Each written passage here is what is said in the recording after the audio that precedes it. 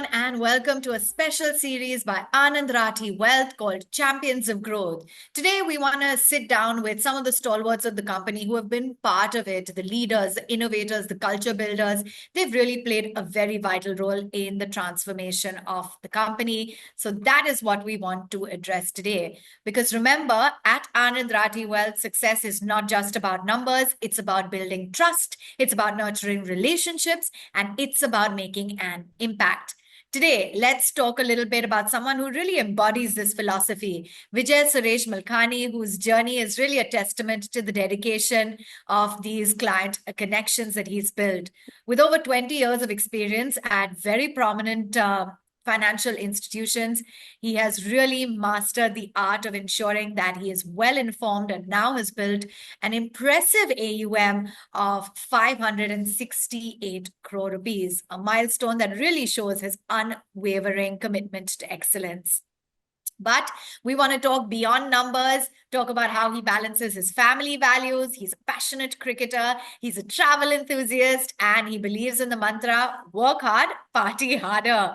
So Vijay, thank you so much for joining in. So from cold calls to look where you've reached, 568 crore rupees in AUM. What is the secret here at Anand Rathi Wealth that has helped you build this long-term client trust? Hi, Ivana. How are you? Thanks for having me here. It's been one of the most exciting and professionally most fruitful journey for me thus far. I was earlier with an MNC where I came, which was an ocean, right? We started as an organization. When I started, we were a very small team, right? And I came from an MNC which was like an ocean.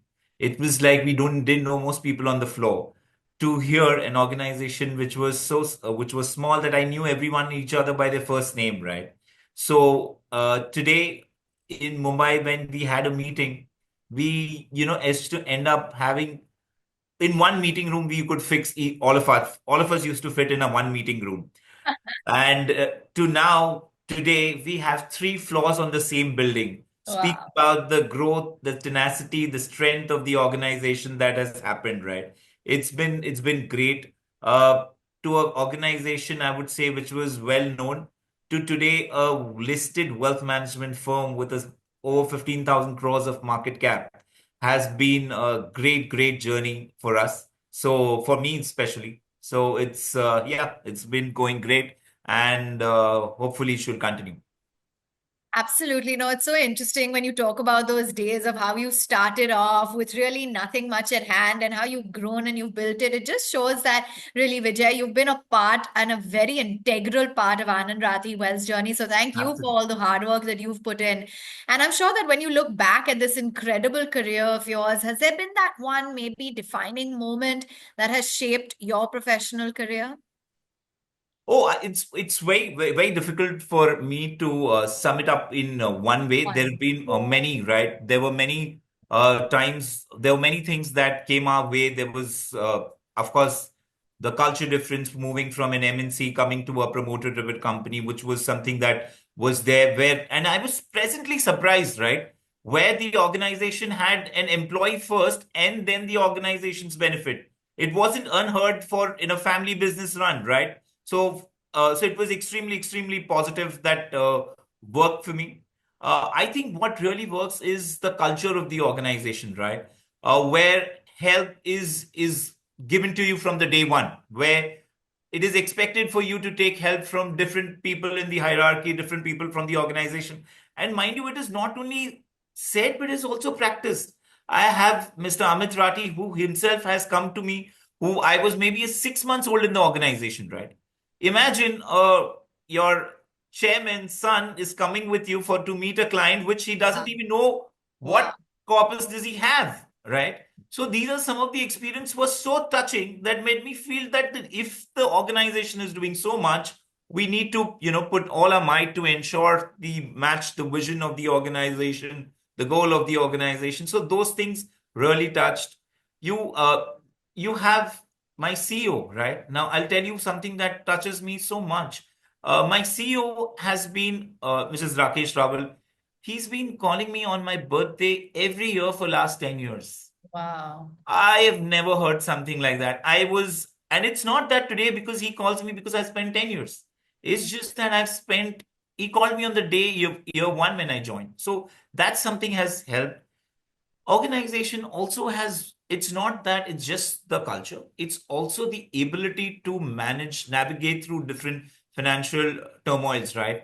Yeah. I've seen organization being ahead of times in a lot of things, right?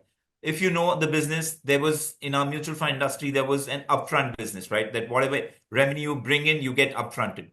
Yeah. We started moving to trail before it was mandated by the industry to move to trail business, right?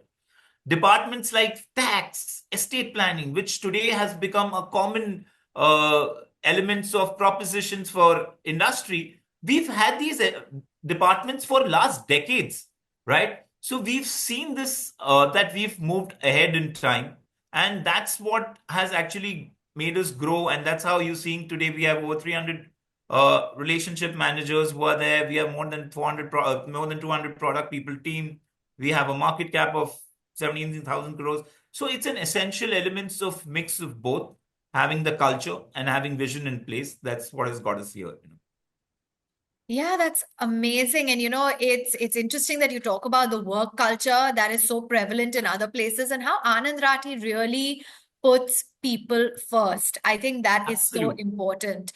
And given the fact that you built this very impressive AUM today, you can boast of it. What are some of the learnings? What are some of the maybe stumbling blocks that you've had along the way that the culture at Anand Rathi Wealth really, or the strategies over there, really helped you to achieve this very sustainable growth? Client centricity just comes to me, just falls at right at the top, right?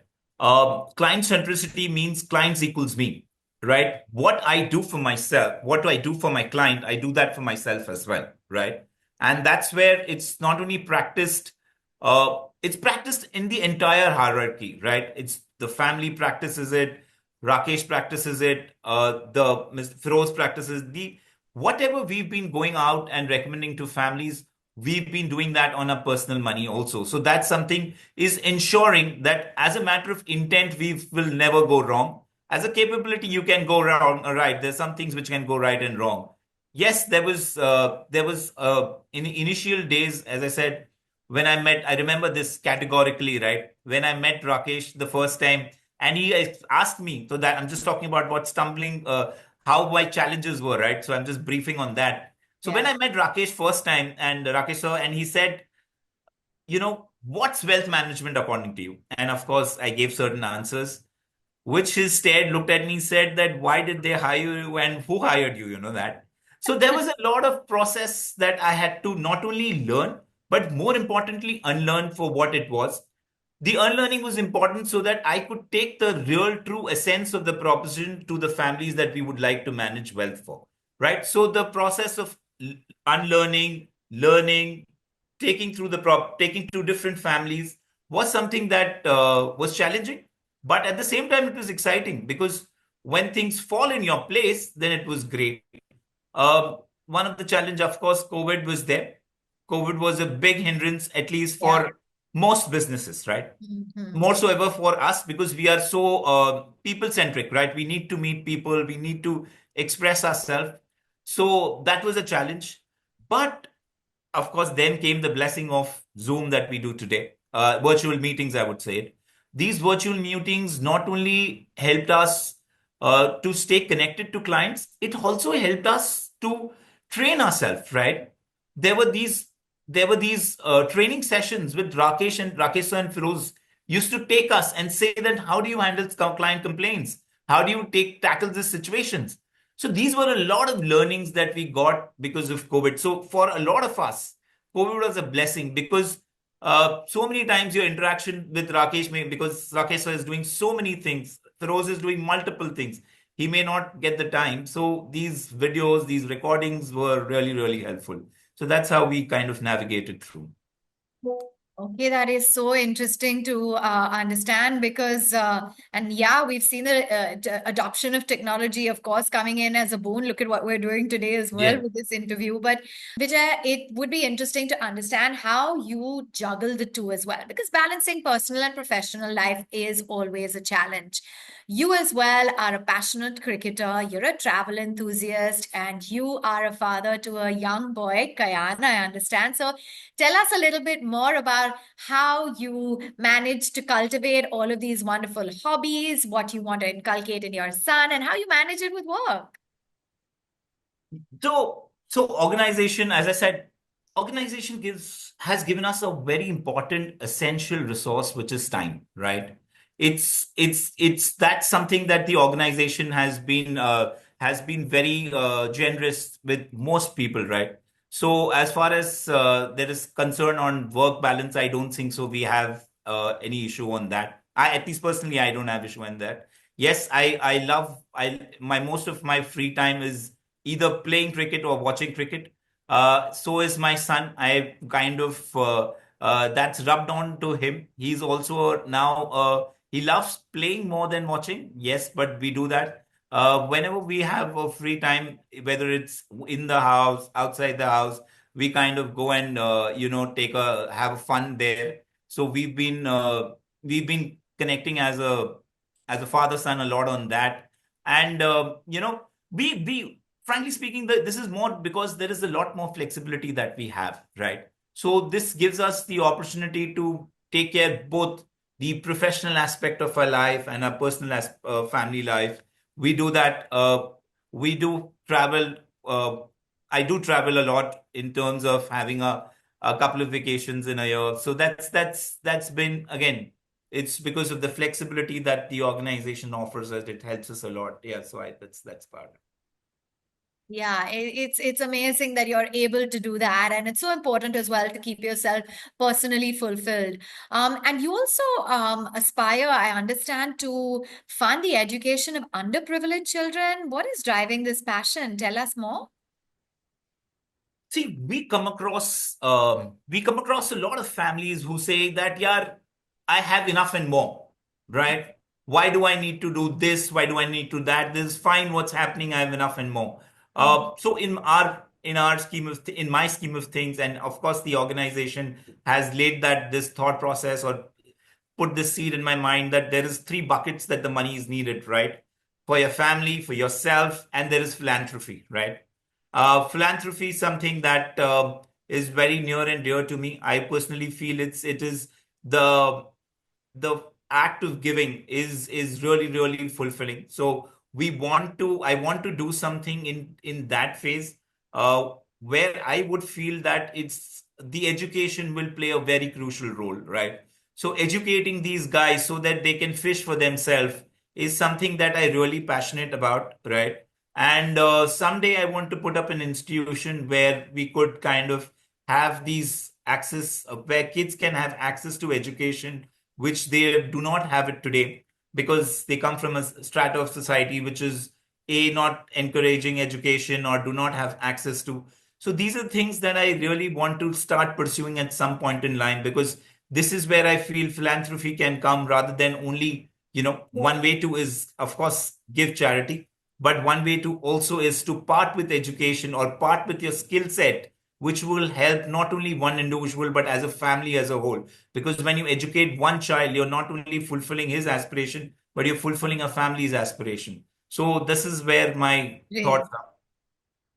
And that is so noble, wonderful, that you're doing.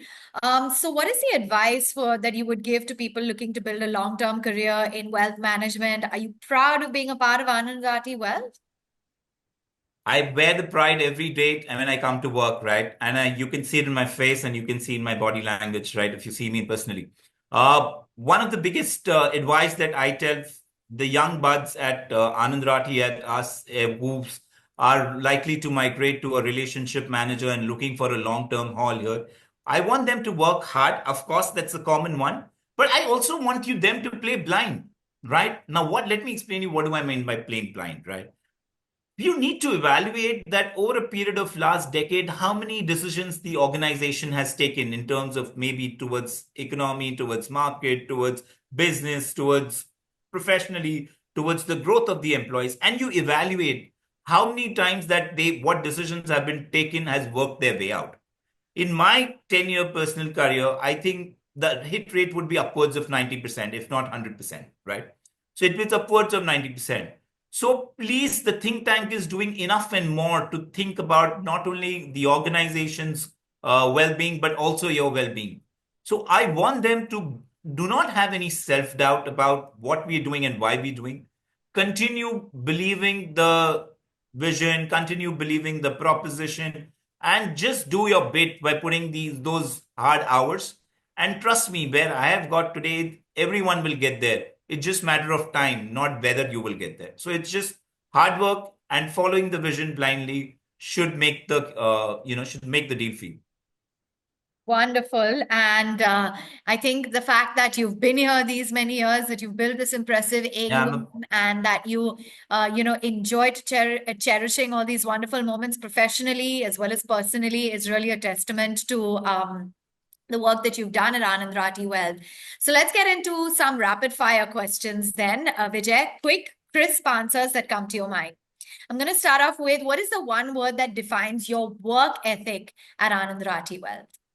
I think there is empathy and client centricity is something that I personally believe. I think these are the two most important skill sets.